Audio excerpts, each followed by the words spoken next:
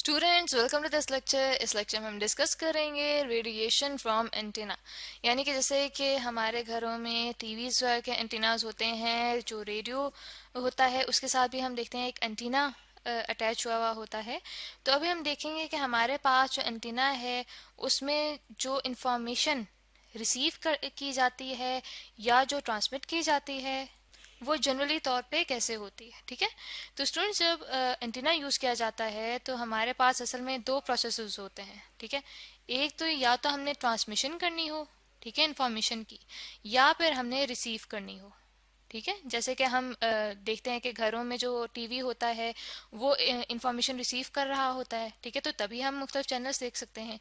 इसी तरह से रेडियो होता है, रेडियो भी मुख्तलिफ चैनल्स को पिक करता है, रिसीव करता है, तो हम कहते हैं कि हमारे पास जो इन्फॉर्मेशन है वो रिसीव हो रही है। अब क्या होता है कि इन दो प्रोसेसेस के लिए, यानी कि ट्रांसमिशन, यानी कि अगर हमने किसी जगह से इंफॉर्मेशन दूसरी जगह तक पहुंचानी है उसे कहा जाता है ट्रांसमिशन, और अगर रिसीव करनी है तो उसे कहते हैं रिसीव या रिसेप्शन। अब इन दो प्रोसेसेस के लिए जो डिवाइसेस यूज होती हैं, ठीक है, उनको कहा जाता है रेडिएटर्स या फिर कलेक्टर्स। ठीक है, रेडिएटर्स हमारे पास जो डिवाइसेस वो वाली होती हैं जो कि इंफॉर्मेशन को ट्रांसमिट करने के काम आती हैं। ठीक है, उन्हें कहा जाता है रेडिएटर्स। और इस तरह से वो डिवाइसेस जो कि इंफॉर्मेशन को रिसीव करने के काम आती हैं उनको कहा जाता है कलेक्टर्स। ठीक है, और मजमूई तौर पे इन दोनों डिवाइसेस को कहा जाता है एंटेनास। ठीक है, तो स्टूडेंट्स अब आपको समझ आ गया होगा कि जो हमारे पास एंटीनाज होते हैं वो सिर्फ इंफॉर्मेशन रिसीव करने के काम नहीं आते, जैसे कि घरों में हमारे एंटीनाज मौजूद होते हैं, बल्कि ये इंफॉर्मेशन को एक जगह से दूसरी जगह तक भेजने के भी काम आते हैं। तो स्टूडेंट्स, ये जो हमारे पास एंटीनाज होते हैं ये किस चीज़ से बने होते हैं? ये एक या फिर एक से ज़्यादा कंडक्टर से मिलके बनते हैं। ठीक है, तो यहाँ पे हम लिख लेते हैं कि एक या एक से ज़्यादा कंडक्टर से ये मिलके बनते हैं। और डिपेंड करता है कि अगर हमने इंफॉर्मेशन ट्रांसमिट करनी है, ठीक है, अगर हमने इंफॉर्मेशन सेंड करनी है किसी जगह पे, तो उसके लिए जो हमारे पास एंटीना होता है उसको अटैच किया जाता है हाई फ्रीक्वेंसी ऑसिलेटर से।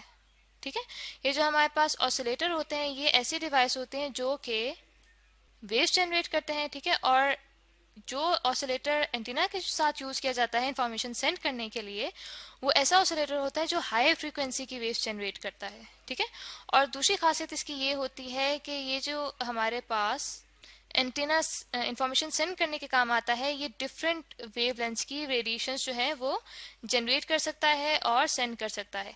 जबकि इसके मुकाबले में अगर हमने इंफॉर्मेशन को रिसीव करना हो, ठीक है, अगर इंफॉर्मेशन को हमने रिसीव करना हो तो उसके लिए जो एंटीना होता है उसको रिसीवर के साथ अटैच किया जाता है। ठीक है, तो यहाँ पे हम लिख लेते हैं कि रिसीवर जो है उसके साथ अटैच किया जाता है एंटीना को, तो तब वो इंफॉर्मेशन को पिक या रिसीव करने के काबिल बनता है। तो स्टूडेंट्स, एंटीना से जो इंफॉर्मेशन है वो किस तरह से स्प्रेड होती है? असल में एंटीना से हमारे पास वेव्स आती हैं जो कि कहलाती हैं रेडियो वेव्स। ठीक है, जो रेडियो वेव्स हैं उनको हम यूं भी कह सकते हैं कि जब हमारे पास फ्री स्पेस हो, तो फ्री स्पेस में जब इलेक्ट्रिकल एनर्जी स्प्रेड हो, ठीक है, तो उसे हम कहते हैं रेडियो वेव्स। ठीक है, और जो एंटीना है उससे जो हमारे पास वेव्स निकलती हैं, ठीक है, जो वेव्स निकलती हैं वो स्प्रेड होती हैं, एक्सपैंड होती हैं स्फेयर्स की सूरत में। ठीक है, जैसे हम देखते हैं कि हमारे पास 2 डायमेंशन में सर्कल आता है, तो इसी तरह से जब हम 3 डायमेंशन लेते हैं तो तब हमारे पास स्फेयर्स आते हैं। तो स्फेयर्स की सूरत में एक एंटीने से हमारे पास वेव स्प्रेड होती हैं जो कि कंसेंट्रिक होती हैं। ठीक है, कंसेंट्रिक होती हैं, और जिस सोर्स से वो निकल रही होती हैं वहां पे उनका सेंटर होता है। ठीक है, तो यहाँ पे हम लिख लेते हैं एक तो कंसेंट्रिक होती हैं और दूसरा ये कि उनका जो सेंटर होता है वो सोर्स पे होता है, एट सोर्स। स्टूडेंट्स, यहाँ पे कंसेंट्रिक से मुराद ये है कि जैसे जैसे हमारे पास ये वेव स्प्रेड होती जाएंगी, फैलती जाएंगी स्पेस के अंदर, तो उनका जो सेंटर है वो एक ही रहेगा। ठीक है, तो जो हमारे पास मुख्तलिफ स्फेयर्स आते जाएंगे इन वेव्स के फैलते हुए, उनका सेंटर हमारे पास एक ही रहेगा। इसलिए हमने यहाँ पे कहा है कि हमारे पास जो वेव्स हैं वो हमारे पास कंसेंट्रिक स्फेयर्स की शक्ल में आती हैं। और ये जो हमारे पास स्टूडेंट्स वेव्स होती हैं उनके अंदर हमारे पास इलेक्ट्रिक फील्ड भी मौजूद होती है जो कि परपेंडिकुलर होती है मैग्नेटिक फील्ड के। ठीक है। तो ये हमारे पास असल में इलेक्ट्रोमैग्नेटिक वेव्स जनरेट हो रही होती हैं, जिनके अंदर हमारे पास इलेक्ट्रिक फील्ड होती है और मैग्नेटिक फील्ड भी होती है, और ये जो दोनों फील्ड्स हैं ये एक दूसरे के परपेंडिकुलर मौजूद होती हैं, एक दूसरे के परपेंडिकुलर ऑसिलेट करती हैं। और ये जो दोनों हमारे पास फील्ड्स हैं, इलेक्ट्रिक फील्ड और मैग्नेटिक फील्ड, ये दोनों परपेंडिकुलर होती हैं टू डायरेक्शन ऑफ प्रोपगेशन। ठीक है, टू डायरेक्शन ऑफ प्रोपगेशन। तो यहाँ पे हमने देखा कि हमारे पास जैसे इलेक्ट्रोमैग्नेटिक वेव्स के अंदर होता है कि इलेक्ट्रिक फील्ड परपेंडिकुलर होती है मैग्नेटिक फील्ड के, और ये दोनों भी परपेंडिकुलर होती हैं डायरेक्शन ऑफ प्रोपगेशन, यानी कि जिस डायरेक्शन में वेव ट्रेवल कर रही है उसके डायरेक्शन के भी ये दोनों फील्ड्स परपेंडिकुलर होती हैं। ये जो वेव्स जनरेट होती हैं स्टूडेंट्स, इनकी हम डिटेल देखते हैं एक डायग्राम के थ्रू, ताकि जो हमारा कॉन्सेप्ट है मजीद क्लियर हो सकेगा। तो यहाँ पे आप देख सकते हैं कि स्टूडेंट्स हमारे पास सेंटर में एंटीना मौजूद है, ठीक है। और ये जो हमारे पास यहाँ पे एक वेव का सिंबल बना हुआ है, ये हमें बता रहा है कि हमारे पास एक ऑसिलेटर मौजूद है यहाँ पे, ठीक है, जिसकी वजह से हमारे पास वेव जनरेट हो रही हैं। और वो आप पैटर्न यहाँ पे देख सकते हैं कि हमारे पास कंसेंट्रिक सर्कल स्फीयर्स यहाँ पे बन रहे हैं, ठीक है।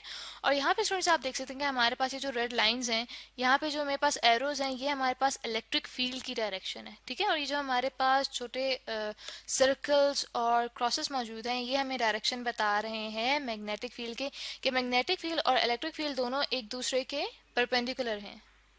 और स्टूडेंट्स एंटीना की वजह से जो हमारे पास वेव्स जनरेट होती हैं, वो हमारे पास कौन सी वेव्स होती हैं, वो हमारे पास होती हैं ट्रांसवर्स वेव्स।